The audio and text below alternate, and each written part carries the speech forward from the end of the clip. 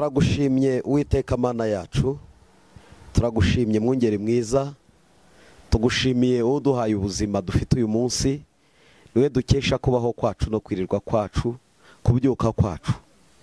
Iyo duteye intambwe niwe tuyikesha, iyo tugize icyo tugeraho niwe tugikesha. Ubuzima bwacu bushingiye kuri wowe, uri isoko y'imigisha yose, uri isoko dukuramo byose, niwe dukesha byose. Mana, nyemerera muri uyu mwanya uha umugisha buri muntu wese udukurikiye, uha umugisha buri muntu wese uteze amatwi ijambo ryawe. Mwuka w'Imana agiye kuvugana natwe, mwuka w'Imana agiye gutanga ihumure, mwuka w'Imana agiye guhishura ibihishwe, mwuka w'Imana agiye gukora ibitangaza hagati muri twe. Ndagushimira kubana natwe, kandi nkuko udahwema kutwegera ukavugana n'imitima yacu, abari kurushaho kuvugana nanjye muri iri jambo, maze imitima ikurikiye yose irushaho kwakira imbaraga z'umwuka wera, ndetse no kwakira umugisha uturuka kuri wowe, kuko ariyo soko dukomoraho byose. Icyubahiro kikugarukire mu izina rya Data wa twese n'Umwana n'Umwuka wera, amen. Nguhaye ikaze mwene data udukurikiye muri uyu mwanya kuri Duhumurizanye TV. Imana iguhe umugisha. Uri kumwe n'umukozi w'Imana Reverend Pasteur Ndorimana Edouard, nkuko tudahwema kubana namwe, nkuko tudahwema kubakira ndetse no kubasengera no kubifuriza umugisha uva ku Mana buryo bwose bushoboka. Ndabizi neza ko uri umugisha kuri twe, kandi natwe turi umugisha kuri wowe. Uri impano y'Imana kuri twe, kandi natwe turi impano kuri wowe. Nyemerera uyu munsi dusangire ijambo ry'Imana riboneka mu Migani. Imigani igice cya 10 turasoma n'umurongo wa 22. Igice cya 10 cy'Imigani ku murongo wa 22 haranditswe ngo, umugisha Uwiteka atanga uzana ubukire, kandi nta mubabaro yongeraho. Amen. Umugisha Uwiteka atanga uzana ubukire, kandi nta mubabaro Imana ijya yongeraho. Amen. Aya magambo yavuzwe n'umuhanga bita Salomo, mu bwenge yari afite, yari yarahawe n'Imana. Mu magambo yose yagiye avugwa nawe, yanditse igitabo cy'Imigani, yandika igitabo cy'Umubwiriza, yandika n'indirimbo za Salomo nk'uko Bibiliya bivuga. Uyu mugabo mu magambo yose yagiye avuga yerekanye ubuhanga n'ubwenge, kubw'uko Imana yari yaramubwiye ngo nguhaye ubwenge mu bazaguheruka n'abakubanjirije, yewe ari ab'icyo gihe n'ab'igihe kizaza ntawe uzahwana nawe. Imana imuha ubwenge mu byo yavuze byose. Yerekana rero ko yavuze amagambo y'ubwenge. Muri aya magambo ndashaka kuvuga uyu murongo umwe, yavuze ngo umugisha Uwiteka atanga uzana ubukire, kandi nta mubabaro Imana yongeraho. Habaho imigisha igera muri 3. Hari ubwoko bw'imigisha igera nko muri 3. Hari umugisha uturuka ku babyeyi. Ababyeyi bashobora kukubera umugisha kuko nibo bakubyaye, uriho ufite aho wavuye. Rero isoko wavuyemo yitwa ababyeyi ni umugisha ukomeye, kuko nibo nyine batumye uriho, kuko nibo bakubyaye. Ni umugisha ukomeye rero. Si icyo gusa bakora, badufasha kwiga. Hari igihe batuha umugabane, bakaduha amazu, bakaduha amasambu, bakaduha inka, bakadufasha mu buryo bwose, kandi koko niko bigenda. Uwo ni umugisha rero wa mbere uturuka ku babyeyi, kuba twaravutse, kuba turiho, ababyeyi babigizemo uruhare. Hari n'intambwe nyinshi twateye kubera ababyeyi. Imana ijye baduhera umugisha batubyaye. Hari undi mugisha wa kabiri rero uturuka mu bitekerezo. Abantu akaba ari abahanga mu gutekereza, bakarara amajoro ntibaryame, ntibasinzire, ntibagoheka, bareba uko batera imbere, biga imishinga runaka, bakiga, bagapanga, bagapulaninga, ibitekerezo byabo bigakora, bakazabona umugisha uvuye mu bitekerezo cyangwa se mu bwenge. Uyu mugisha rero ni mwiza, ariko akenshi ukunda kubonekamo gukiranirwa, kuko harimo bampemuke ndamuke, hariho banica abandi kugira ngo natwe tubeho, hariho abemera kwambura kugira ngo bakunde babone ubutunzi, hariho abemera gutanga ibitambo by'amaraso y'abandi bivuye mu bitekerezo kugira ngo bagere ku byo bashaka. Uyu mugisha mu bitekerezo ni mwiza iyo ukoreshejwe neza, ariko inshuro nyinshi ubonekamo gukiranirwa. Harimo umugisha rero uturuka ku Mana, umugisha utava mu bwenge bwawe, nubwo rimwe na rimwe tuvuga ngo ubwenge nibwo buduhesha byose, yego nibyo, ariko hari umugisha uturuka ku Mana, ntushingira ku bwenge, ntushingira ku mashuri, ntushingira aho wavutse, ntushingira ku kuri umuhanga cyangwa se ubana n'abandi bantu bakomeye. Oya, hari umugisha uturuka ku Mana. Uwo mugisha niwo nshaka kuza kuvugaho. Ngwibutse, ndashaka no kuza kuvuga ku bintu bigera ngo muri 6. Icya mbere, kuba turiho ni umugisha rusange. Uriho nanjye ndiho, urahumeka nanjye ndahumeka, ubuzima ufite nanjye nibwo mfite. Ni umugisha rusange duhuriyeho, abantu twese tubuhuriyeho, twaba dukijijwe, twaba tudakijijwe, twaba dusenga, twaba tudasenga, twaba twemera Imana, twaba tutayemera. Uwo ni umugisha rusange, kuba turiho. Imana yemeye kuduhuriza muri uwo mugisha kugira ngo tubeho, ariko kandi tubeho dufite amahitamo. Kuvuga rero amahitamo yacu ashobora kuba meza cyangwa akaba mabi. Uko uhitamo nibyo bizaguha uko uzasoza. Amahitamo yawe arasobanura uko uzasoza. Nuhitamo neza uzasoza neza, nuhitamo nabi uzasoza nabi. Donc kuba turiho, Imana itubeshijeho kugira ngo tugire amahitamo meza. Sinzi uko uri guhitamo muri iki gihe, sinzi ibyo uhisemo none, sinzi ibyo urimo, ariko Imana irashaka kuhitamo neza. Rero uyu mugisha duhuriyeho, habaho umugisha wa kabiri bita ngo umugisha wo kumenya Yesu. Kumenya Yesu, kumenya Yesu ni umugisha uruta indi migisha yose. Muririmbyi yararimbye aravuga ngo kuko abakumenye bose bafite amahirwe, kuko ku munsi mubi bazakomera. Ndagira ngo mbabwire, niba habaho impanuka, niba habaho agisida, hakabaho impanuka mu buzima, umuntu yaba atunze, yaba adatunze, yaba afite byinshi, yaba adafite byinshi, yaba akomeye, yaba yoroheje, umuntu uzahusha gutunga umugisha bita Kristo azaba agize impanuka y'ubuzima bwe bwose. Birashoboka ko dushobora gupfa, abantu nk'uko babivuga ngo ubuzima bwacu burasoza, bugira aho butangirira naho busoreza. Umuntu aravuka ejo agapfa. Ariko niba hari impanuka ikomeye iriho, umuntu upfa atamenye Yesu, abagize impanuka mu buzima, abagize impanuka idasanzwe, impanuka utamenya uko uyivuga. Abantu bamenye Yesu bafite umugisha ukomeye. Bibiliya iratubwira ngo imigisha yose yo mu gakiza Imana yifungiye muri Kristo Yesu. Iyo usomeye mu rwandiko Paulo yandikiye itorero ryo mu Bafilipi, yabivuzeho agace. Ariko kandi iyo ugeze mu Bakolosayi, Abakolosayi katuhasome igice cyaho cya 2. Abakolosayi igice cya 2,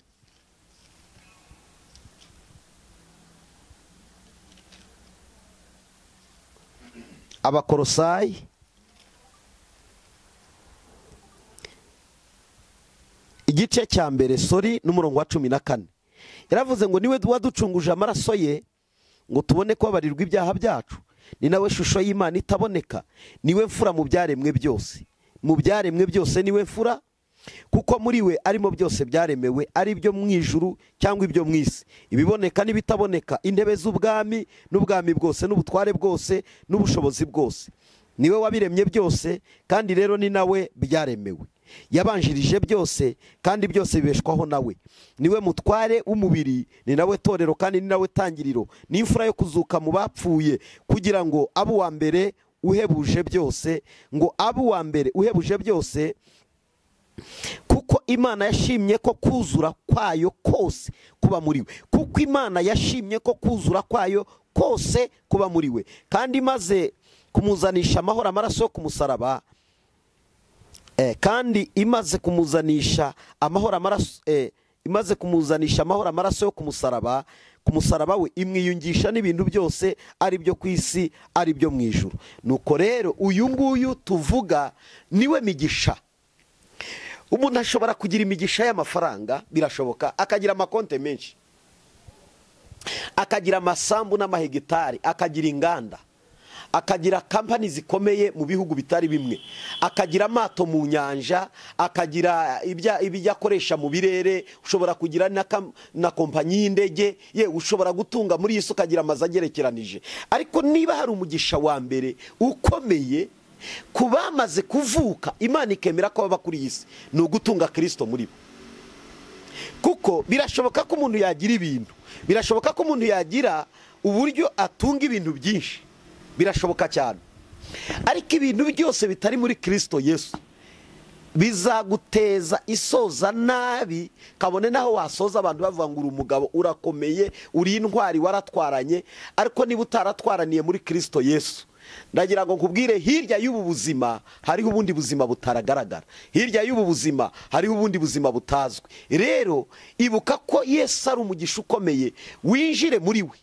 Niba utari wakizwa ukizwe, niba utari wamwakira nk'umwami n'umukiza umwakire, niba utari wamwemera nk'umwami wawe wemere ko ari umwami wawe. Yego ufite abandi bakuyobora bakomeye, nawe ushobora kuba uri n'umwami, ye ushobora kuba uri n'igikomangoma, ushobora kuba ukomeye, yego rwose ucantu bose bagakoma amashyi, ariko hari ukomerwa amashyi waguhaye umwuka uhumeka, waguhaye ubwo buzima, wakuzuye ku munsi wari upfuyeho, wakongereye iminsi yo kubaho ku munsi nawe wari uzi ko wari utakaje ubuzima. Imana yemera kukomeza. Izere Kristo Yesu nk'umwami n'umukiza w'ubugingo bwawe. Nutabimenya uzaba ugize impanuka ikomeye.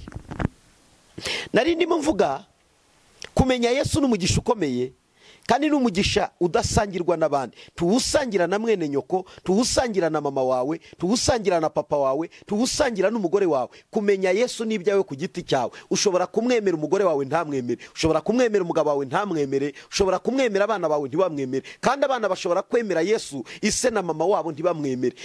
Kwemera Yesu n'umugisha wawe ku giti cyawe. Navuze uwa mbere, tumenye iki kintu.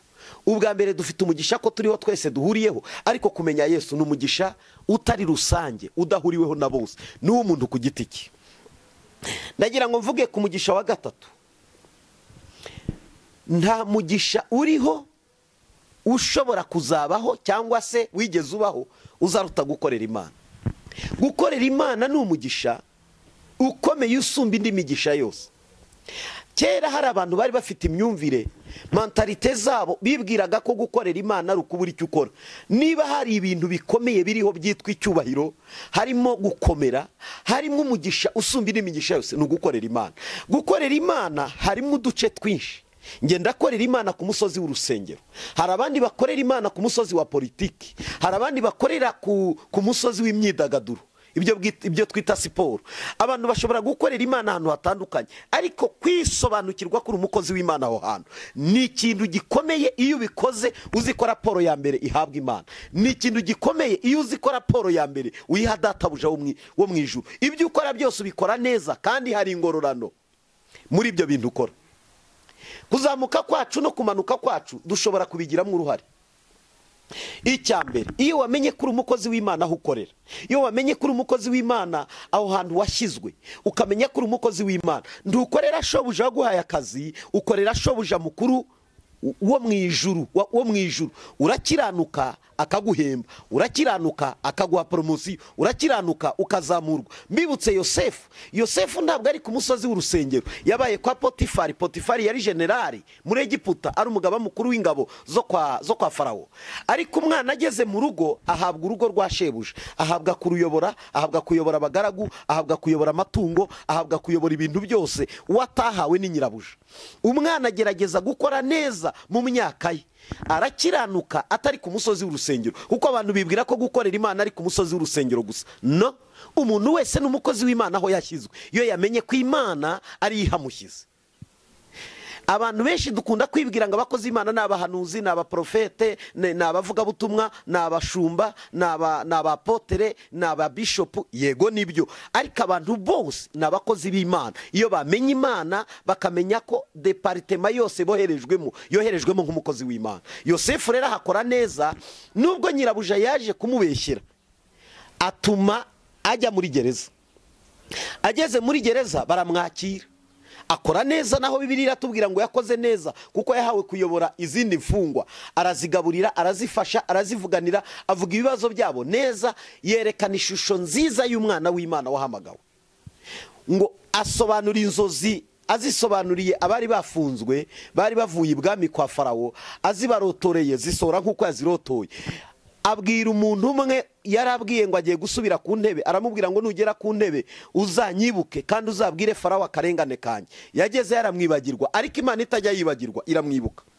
Iyo ukorera Imana neza ahantu hariho hose, waba uri umukozi wo mu rugo ukamenya ko shobuja mukuru ari Imana, ukamenya ko waguhaye akazi ntabwo ari uha raporo mbere. Raporo ya mbere ibanza ku Mana, byamara gutungana imbere y'Imana na shobuja waguhaye akazi akubona neza. Igihe cyose uhora ushaka gukorera shobuja wo mu ijuru neza, na shobuja ugukoresha, na shobuja waguhaye akazi akubona neza. Ikibazo turibaho dushyizwe, tugahemukaho dujyanywe, tukiga amayeri yo kwakorera nabi, tugakora bahari, ibyo dukora tukabitunganya ba databuja batureba, tugasa n'abantu bakorera ijisho. Hari abantu bakorera ijisho, ba databuja badukorera isuzuma cyangwa se barya tujya twita ba manager, agabanga hari nkabo dukorera, hari abandi bita ba supervisor, tukajya tureba ko baje gusupervisinga, tukajya dusa n'abanekaneka. Ndagira ngo nkubwire ntushobora kuzabona umugisha uva ku Mana. Umugisha uva ku Mana urakubwira ngo naho washyizwe igakwakorera neza. Rero uri umukozi w'Imana aho hantu.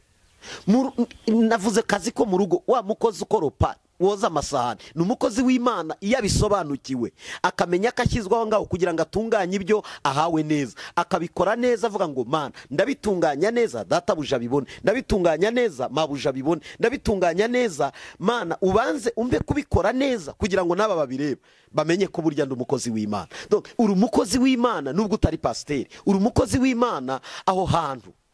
Abaganga n'abakozi b'Imana, abapolisi n'abakozi b'Imana, aba bantu b'inzego zitandukanye bashinzwe gukorera Imana nubwo bakorera igihugu. Ariko inshuro nyinshi hari igihe twebwe turangirira ku gihugu, ni igihugu nkorera wana, ubwo runaka adahari ndabikora gutya. Ntushobora kuzabona umugisha uhagije. Iyo ushaka kuba umukozi w'Imana mwiza, wiga gukora neza aho ushyizwe. Ni abantu bahagushyize, ariko wibuke ko Imana ari yarakubwiye ngo nzaguha akazi, none iguhaye akazi aho hantu. Baguhaye akazi ariko Imana yaravuganye nawe ko yaguhaye akazi. Niba yaguhaye akazi, ninde uguhaye akazi imbere? Imana niyo itanze isezerano ryo kukabona. Niba ikaguhereye rero, tunganya ibyo usabwa gutunganya neza nk'umukozi w'Imana. Rero mu bintu bya mbere bibaho, nicyo nari ngambiriye kuvuga, gukorera Imana niwo munyenga wa mbere ubaho. Iyo ukora uzi ko Imana ariyo shobuja mukuru, biraryoha ntibigira uko bisa. Uyu mwanya nitwa pasiteri, ariko ibyo nkora byose bizaryoha nabanje kumenya ko pasiteri atari umukozi w'abantu, ari umukozi ubanza gukorera Imana. Hanyuma nanone menye ko nshyiriweho gukorera Imana mu bantu. Ibyo nzakora byose nzabikora neza kuko nzi ko ari ijisho rindeba, atari uko ari kamera rindeba, atari uko ari abantu nkorera bandeba. Ukamenya ko Imana ikureba mbere y'uko abantu bakureba. Ndagira ngo mvugane nawe rero, uri umukozi w'Imana kuri icyo kibanza ukoreraho. Uri umukozi w'Imana muri iryo duka, numenya ko abantu wakira ari abantu b'Imana, ukamenya ko nawe ushyiriwe aho ngaho kugira ngo ubakire neza nk'umuntu w'Imana, uzakora neza kandi ukora ibishimwa. Iyo ministeri ukoreramo, menya ko uri umukozi w'Imana muri yo. Garagaza amahame y'Imana aho hantu, garagaza uriwe nk'umuntu w'Imana. Igituma tuyoba tugakora nabi nuko tutemeye Imana, ariko niba twaremeye Imana twemere no kuyikorera. Umugisha wa gatatu rero ni ugukorera Imana. Uwo mugisha ni mwiza, uraryoha. Ningira umwanya nzawuvugaho birambuye, ningira umwanya nzawusobanuraho kuruta uko musobanuyeho. Imana ikumbere umugisha. Hari ikindi cya kane nenda kuvuga. Ikindi cya kane nenda kuvuga, hari umugisha wo kororoka. Kororoka, burya kuba umuntu atari kororoka ni ikibazo. Ugomba kororoka uhereye mu kubyara. Kubyara ni ukororoka. Kororoka ni ijambo rigari, harimo kugwira. Kororoka harimo kubyara, harimo kugwira, harimo kwaguka mu buryo bw'ibifatika. Birakwiriye ko wororoka ukabyara. Hari ibintu njya mbwira abantu rimwe na rimwe ntitubyumvikaneho, ariko ngewe mba nzi icyo mvuze. Ntabwo kuba tutororoka ngo tugwire, ugasanga umuntu amaze imyaka 10 atabyara, ari impano y'Imana. No, Imana izi iby'umuntu inda ibitegura ko izanayizibura. Ni ukuvuga rero ikintu cyose cyifuza ko tutabyara ni amaboko y'umwanzi. Satani niwe wifuza ko tutabyara biciye mu barozi bagahambira inda zacu. Satani yifuza ko tutabyara kuko azi ko nitugira umuryango ukororoka ukagwira, tuzagwiza amaboko yo kumurwanya, tuzagwiza amaboko yo kumutsinda, tuzagwiza amaboko yo kumusenya, tuzagira ibihe byiza byo kugenda twaguka. Kandi ngwibutse ko kubyara niko kugwiza amaboko. Bibiliya iravuga ngo hahirwa inda yuzuye mw'abana cyangwa se ikirimba cyuzuyemo abana, kuko nyiri abo bana azavuganira n'abanzi be ku marembo. Kuba utari wabyara wa mupapa we, kuba utari wabyara wa mugore we, ntabwo ari gahunda y'Imana. Ahubwo Imana irashaka kubyara ukororoka ukagwira. Birashoboka ko abagome bakugiriye nabi, birashoboka ko ari abatifuza ko wabyara bakakuroga bakakuzinga, ariko Imana irashaka kororoka ukagwira, ukagira abahungu, ukagira abakobwa, ukagira abuzukuru, ukagira abuzukuruza, ukagira ubuvivi bugukomokaho. Imana ikazubaka umuryango kuri wowe, kuri wowe Imana izubakaho umuryango kuri wowe, Imana izaguha kororoka. Si icyo gusa, ugomba no kororoka mu buryo bw'umwuka.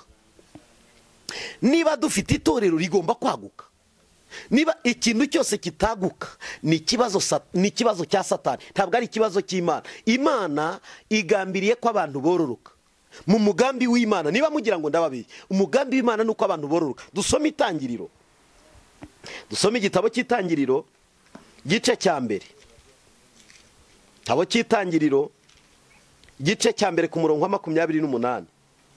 Dusome mu izina rya Yesu. Reka dusome mu izina rya Yesu Kristo wa Nazareti. 28. Imana ibaha umugisha. Imana irababwira iti mwororoke mugwire mwuzure isi, mwimenyereze ibiyirimo, mutware amafi yo mu nyanja n'inyoni n'ibisiga byo mu kirere n'ibintu byose bifite ubugingo byigenza ku isi. Kandi Imana irababwira ati dore mbahaye ibimera byose byera imbuto biri mu isi yose, n'igiti cyose gifite imbuto ziri mu tubuto twacyo bizababera ibyo kurya byanyu. Amen.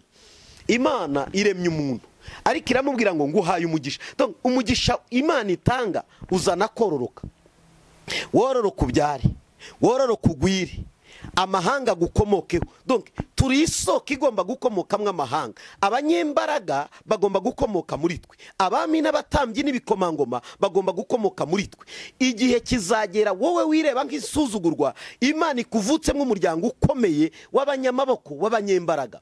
Kororoka rero ni ikintu gikomeye. Abana bawe bagomba kuba muri Canada, bakaba muri Amerika, bakaba hano muri Afurika, mu bihugu bya Afurika, bakaba mu bihugu by'i Burayi, bakaba ku migabane itandukanye. Urabikwiriye, ni wowe. Ntabwo abana bawe bazaba mu mudugudu ngo birangire ari mu mudugudu, birangire ari mu kagari, birangire ari mu murenge. Ugasanga umuntu ntazi n'umujyi wa Kigali, ntazi n'intara zigize umujyi, ye ugasanga igihugu nike hari ahatazi. Ndagira ngo nkubwire, umugisha wo kororoka twemerewe kugera hose, twemerewe kugera mu gihugu cyacu hose, twemerewe kugera ku migabane yose, twemerewe kugera ahantu hatandukanye. Rero ndagira ngo nkubwire, Imana ikingura inzira z'umugisha, ugere hirya no hino, ugere ku mbibi z'isi, ugere mu nguni utari impunzi. No, ntabwo ugomba kugenda uri impunzi, ugomba kugenda ufite uburenganzira, ufite pasiporo yawe, ufite visa yawe. Imana irabitegura. Ntabwo uzagenda uri impunzi, kuko abantu benshi bakunda kwidekarara nk'impunzi bakumva nibyo byabanyura. No, Imana ishobora, nabyo birashoboka. Yego, Imana yemeye ko iyo nzira ari yica, nta kundi, ariko emera ko ushobora kugera ku mbibi z'isi, aho ushaka, aho wifuza, uciye mu nzira zuzuye kandi zikwiriye. Birashoboka. Umugisha wo kororoka rero, tugomba kororoka tukagera hose, tugomba kororoka tukagera impande zose, inguni zose z'isi. Abana banjye bazahagera, abana bawe bazahagera, umuryango wawe ntabwo uzarangirira aho ngaho mwatangiriye aho ngo hano ni kuri gakondo, ntitujya tuhava, ntitujya twimuka, iyi ni iwacu. Umva nkubwire, ahantu hose Imana yahaguha gakondo. Kororoka nibyo Imana idushakaho, nibyo Imana ishaka ko twororoka. Wa mukobwa we ugomba gushaka, ugomba gushaka, niwo mugambi w'Imana, ukabyara abahungu, ukabyara abakobwa. Wa musore we ugomba gushaka, kabone naho uri kurwana n'imandwa ziwanyu n'imyuka mibi yagiye ibabata, yagiye ibafata, yagiye ibarwanya, igatuma gushaka bigorana. Hanababwiye ngo hari n'abantu barozwe, ugasanga umusore agize imyaka 40 adashaka gushaka, ngaracyashaka amafaranga. Reka mbabwire, amafaranga tuzahora tuyashaka, tuzarinda dusaza tukiyashaka. Ntabwo amafaranga ariyo twabuze kugira ngo dushake, ahubwo hari imyuka iri inyuma y'ibyo bintu kugira ngo tutororoka. Umuntu agapfa akenyutse, ugasanga umwana ananiwe gushaka, ejo apfuye akenyutse nta mwana asize. Iyo ni imyuka igirwanya abantu kugira ngo bakenyuke ntacyo basize, bazimye umuryango, kuko iyo myuka irahari. Kutororoka rero si umugisha uva ku Mana, kutororoka rero si umugambi w'Imana, kutororoka rero si umugambi birashoboka ko hari abandi bafite iyindi myumvire, ariko ntabwo ari byo. Ugomba gucuruza ukunguka aho ukorera, kuko niba Imana itanze umugisha ugomba guca aho uciye abantu bakavuga ngo uyu muntu yahawe umugisha n'Uwiteka, kuko umugisha Imana itanga uzana ubukire. Niko Bibiliya yatubwiye, umugisha Uwiteka atanga uzana ubukire, kandi uwo mugisha umuntu abonye witwa ubukire ntabwo Imana yongeraho umubabaro. Ntabwo Imana yongeraho umubabaro rwose. Hari abantu bafite ubukire buri mu mibabaro, hari abantu basa n'abitwa ko bagaragara ko bameze neza, ariko imibabaro ari yose. Hari ibintu bibiri nabwira abo bantu: iyo ubona Imana yaraguhaye umugisha ariko ibikurwanya bikaba byenda kukwambura, bigusaba ibintu bibiri. Bigusaba kwegera Imana cyane kugira ngo imbaraga zikurwanya zitakuganza. Icya kabiri, bigusaba kugira ngo urebe isoko intambara zicamo ziza kukurwanya, kuko hari igihe wugurura imiryango akaba ari we wakinguye imiryango Satani yinjiriramo ashaka kukunyaga. Ugomba rero kubera amaso iyo miryango, ukareba ko atari we wayikinguye, ukareba ko kandi ubusabane bwawe n'Imana buri ku kigero kingana iki. Rero Imana igambiriye kuduha umugisha. Nari ndimo mbabwira ngo birakwiriye, Imana iguhaye umugisha agataro kahindukamo iduka. Hari ukuntu bajya bavuga ngo agataro gahinduka indege. Icyo babaga bashatse kuvuga ni iki: Imana ikoze mu bintu byawe ikarambikamo ikiganza, ibintu birahinduka. Umugisha rero uva ku Mana, icya mbere uzana amahoro.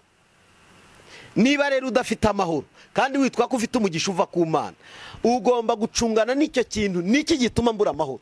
Kuko ushobora kuba utanafite ibintu ariko ukagira amahoro. Ushobora kuba udafite kwaguka, utari waguka, ariko ukaba ufite amahoro, kuko umugisha uva ku Mana utera amahoro. Amahoro rero ni ikintu gikomeye. Abantu barayabuze kandi ibintu bihari. Abantu barayabuze kandi ibisa n'ibigaragara ko bihari, bisa naho bari intambwe bateye bihari. Rero ukwiriye kureba ko nta kintu cy'ingenzi watakaje. Ngomba kureba ko utataye Yesu wawe, utagize ahantu muta ugasa nawe uri kugenda wenyine, kuko iyo dufite Yesu muri twe amahoro araza mu mitima. Imana ibaha umugisha. Ndagira ngo mvuge ku cya gatanu. Umugisha wa gatanu ni ukurama. Imana iguha umugisha wo kurama. Imana iha umugisha bagukomokaho umugisha wo kurama. Hari igihe tusanga hari abantu tuvuka basogokuru tutabazi, ugasanga na ba data batubyaye basekuru ntibari babazi. Abantu bagiye bakenyuka bakiri bato, bigatuma n'abana basize bakurira mw'uwo mwuka wo kugenda batareba basekuru na ba nyirakuru. Ibyo bibaho. Nkanjye nabibabwira, sinzi sogokuru byara mama, sinzi sogokuru byara papa, kandi papa nawe yababuze akiri mutoya, ashaka ari imfubyi, nanjye nshatse ndi imfubyi. Birashoboka ko nawe ufite uwo mwuka wagiye utuma hari umwuka utugira imfubyi, tugakura dufite amateka yo kutamenya batubyaye abo dukomokaho. Ugasanga uwo mwuka wo gukenyuka. Rero si umwuka uva ku Mana. Reka nkubaze ikibazo: Imana irica umwana w'uruhinja ngo yunguke iki? Imana irica umwana, ni umugisha kwica umwana. Hari n'igihe dutekereza ko Imana ari ingome. Akana karavutse kamaze amezi 3 karapfuye, akana kamaze umwaka karapfuye, akana kamaze imyaka 2 karapfuye, ngo Imana nyine iramwishe. Ntabwo Imana ari umwicanyi, tubanze tubyumve neza. Ahubwo iyi imbaraga ziturwanya ziturushije imbaraga zishobora kwemera gukenyura ubuzima bwacu kugira ngo tutagera mu migisha y'Imana. Rero ndagira ngo nkubwire, ntabwo umwuka wo gukenyuka uva ku Mana. Ntabwo umwuka wo gukenyuka uva ku Mana. Kuba ufite mu muryango wanyu ukareba ugasanga murakenyuka, ugasanga kwa basogokuru bawe barakenyuka, kwa banyogokuru barakenyuka, iwabo wa mama wawe barakenyuka, iwabo wa papa wawe harimo gukenyuka, muri bene wanyu harimo gukenyuka. Umwuka wo gukenyuka ntabwo ari umwuka uva ku Mana. Ndagira ngo nkubwire, ab'Imana yahaye umugisha harimo no kurama.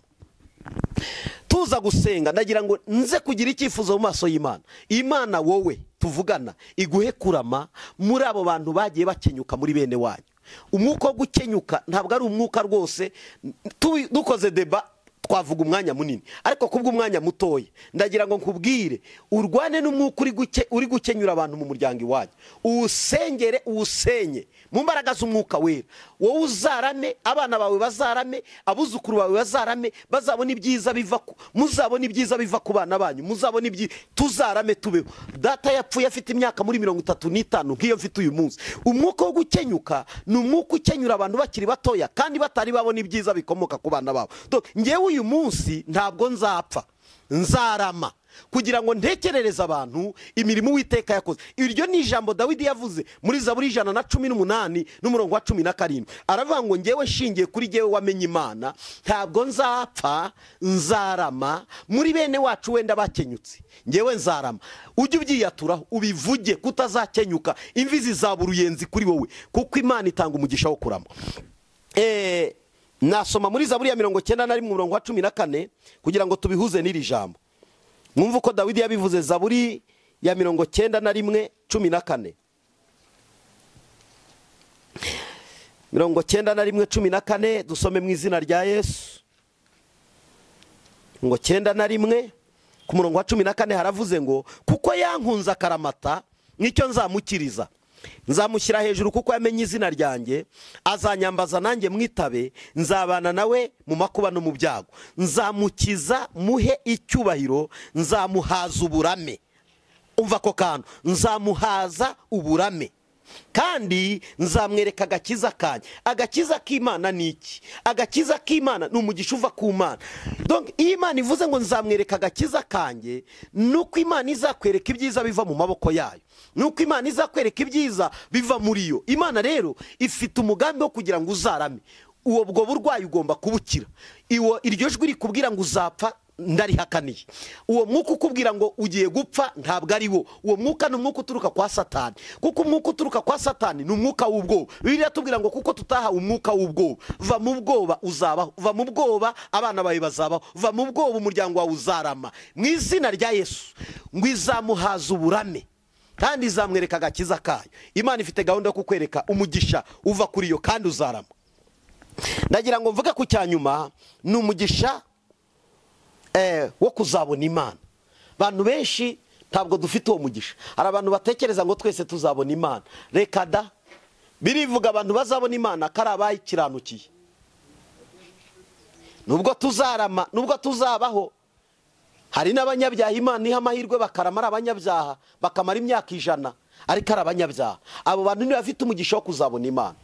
Abo bantu ni bafite amahirwe. Ndagira ngo mbakurire inzira ku murima. Nutinjira mu Mana ngo ushaka Imana ukizwe, wihana ibyaha byawe, ureke ubwo busambanyi, ureke ubwo bwicanyi. Hari abantu bafite umwuka wo kumena amaraso atariho urubanza. Ukabaho uri umugambanyi, uri umwicanyi, ukabaho uri umugambanyi, uri umurozi, uri umugizi wa nabi. Ibyo ukora nawe biragushinja mu mutima. Ndagira ngo nkubwire ngo ukurire inzira ku murima. Umuntu uzabona Imana nukora ibyo Imana ishaka. Umuntu uzabona Imana nukora ibyo gukiranuka. Umuntu uzabona Imana nubahiriza amategeko y'Imana. Ariko nitutabikora dutyo, kuzabona Imana ntituzayicirgera. Warama ntubona Imana, wakenyuka no kubura Imana ukayibura, kandi wenda hakagira n'ukenyuka akayibona. Ariko reka mbabwire, niba dushaka kubona umugisha nyawo, dutekereze no ku mugisha wo kuzabona Imana. Iyo dusomye mu rwambere rw'Abatesalonike, rwambere rw'Abatesalonike, rwandiko Paulo yandikiye itorero ry'Itesalonike. Tesalonike, reka dusome mu izina rya Yesu igice cyawo cya 4 n'umurongo wa 13. Reka dusome. Abatesalonike, rwa mbere Paulo yandikiye itorero ry'Abatesalonike, nidushake dore ku murongo wa 14. Haranditswe ngo ubwo twemeye ko yuko Yesu yapfuye akazuka, aba ariko twizera yuko Imana izazana Yesu n'abasinziriye muri we. 15 aravuga ngo iki nicyo tubabwira tukibwirijwe n'ijambo ry'umwami wacu yuko twebwe abazaba bakiriho basigaye kugeza ku kuzuka k'umwami tutazabanzirizaho n'abatabasinziriye. Kuko umwami ubwe azaza amanutse ava mu ijuru, arangurure n'ijwi rirenga hamwe n'ijwi rya marayika ukomeye n'impanda y'Imana. Nuko abapfiriye muri Kristo nibo bazabanza kuzuka, maze natwe abazaba bakiriho basigaye duhere ko tujyananwe nabo tuzamuwe mu bicu gusanganira umwami mu kirere. Nuko rero tuzabana n'umwami iteka ryose. Nuko mumaranisha imibabaro kubwirana ayo magambo. Ukwiriye gutekereza kuzabana n'Imana. Utekereze ngo inshuti twabanye nyinshi, hari ibyo twakoze bitari bikwiriye sosiyete, bitari binakwiriye igihugu, bitari binakwiriye itorero. Rimwe na rimwe hari igihe tugira inshuti ariko zitugusha, zidukoresha amakosa. hari igihe tugira inshuti zitubuza umugisha uva ku Mana, rimwe na rimwe zikatwemerera ibintu bitazashoboka. Umuntu akakubwira ngo azakujyana mu kwezi atari yarenga n'imbibi za Kigali. Umuntu akakubwira ngo azagutuza ngo mu kirere atari yatura no mu yo hasi. Nagira ngo nkubwire, ntugashukwe n'ibintu by'iyi si bigukurura, ahubwo iga ko imigisha yose wabona ikwiriye kubiva mu gakiza nk'uko twabivuze. Kabiri, ugatekereza ako gakiza ninde? Ni Kristo Yesu. Hanyuma utekereze kuzabana n'Imana, uvuge ngo mu migisha yose nahabwa ndatekereza kuzabana n'Imana. Ese mwene data, mushiki wanjye, murumuna wanjye, mukuru wanjye, ba data, ba mama, bakuru bacu, iyo mutekereje neza muratekereza ku mugisha wo kuzabana n'Imana? Ubuzima bwawe iyo urebye urabona ufite icyifuzo cyo kuzabana n'Imana? Ese niba ugifite, ukora iki uyu munsi? Urasute, uritwara ute, umeze ute? Tuzabana na Yesu, tuzicarana nawe ibihe byose, tuzimana ingoma na Kristo. Ubu buzima bwacu, hirya y'ubu buzima navuze ngo hari ubundi buzima, dukwiye gutekereza ko muri iyi migisha yo hano muri iyi si tuzasoza tugiye kubana n'Imana. Ndagira ngo dusengane rero. Niba utari wakizwa, ndagira ngo ngire ijambo nkwaturaho, uvuge ngo Mwami Yesu, nihannye ibyaha byanjye ndetse nihannye n'ingeso mbi, ndifuza kubana nawe. Hirya yo kubana n'ibintu muri iyi si mbanye nabyo muri iki gihe, hirya y'ibingusha bikankura mu bwiza bwawe, hirya y'ibintandukanya nawe, mfite icyifuzo cyo kubana nawe. Uyu mwanya ndihannye, mvuye mu bintandukanya nawe, ndetse icyaha n'igisa nacyo, ndetse ingeso mbi, mvuye mu mico mibi, ndahindutse. Uyu munsi ndifuza kugira umugisha wo kuzabana nawe. Urakoze Yesu kumbabariye ibyaha, kandi uyu munsi unsibe mu gitabo cyo kurimbuka, unyandike mu gitabo cy'ubugingo. Uhindure imitekerereze yanjye, uhindure imyumvire yanjye, kandi undandukanye n'ikigare nari ndimo kinjyana mu byaha. Urakoze kungiriye ubuntu, kandi umpaye umugisha mwiza wo kuzabana nawe iteka ryose. Icyubahiro kibi cyawe mu izina rya Kristo Yesu, amen. Mwami Yesu, ndasenze, sengeye buri muntu wese udukurikiye, mugisha utanguzana ubukire kandi nta mabaro wongeraho. Ntabwo intego yacu ari ubukire, intego yacu ni ubugingo. Ariko kandi turi muri ubu buzima, umwanditsi yabivuze neza w'Imigani igice cya 22 n'umurongo wa 4, aravuga ngo umuntu wubaha Uwiteka, ingororano ye ni ubukire n'icyubahiro n'ubugingo buhoraho. Ubukire buri mu ngororano uzagororera abakwizera, icyubahiro kiri mu ngororano uzagororera abakwiringira, kandi n'ubugingo tukiri muri ubu buzima twarabuhawe kuko Kristo niwe bugingo. Uyu mwanya nsengeye buri muntu wese, ukuboko kwawe kwiza kube kuri we, uhire intambwe ze, uhire bizinesi zabo bakora, imirimo y'amaboko yacu uyihe umugisha, urushaho kuduteza intambwe no kutwagura, twororoke tugwire, kuko umwuka wo kutororoka ni umwuka uturuka kwa Satani. Uduha imbaraga n'amaboko yo kugira ngo tube abanyembaraga, tubashe guhagarara dushikamye, tudatsinzwe n'uburiganya bw'umwanzi. Mwuka w'Imana arushaho kutuyobora muri byose, kandi ubwo uzaza uje kwima ingoma, tuzime ingoma itazahanguka mu bwami bwa Kristo. Urakoze kumvishe gusenga kwacu mu izina rya Kristo Yesu, amen. Amahoro y'Imana abe muri mwe.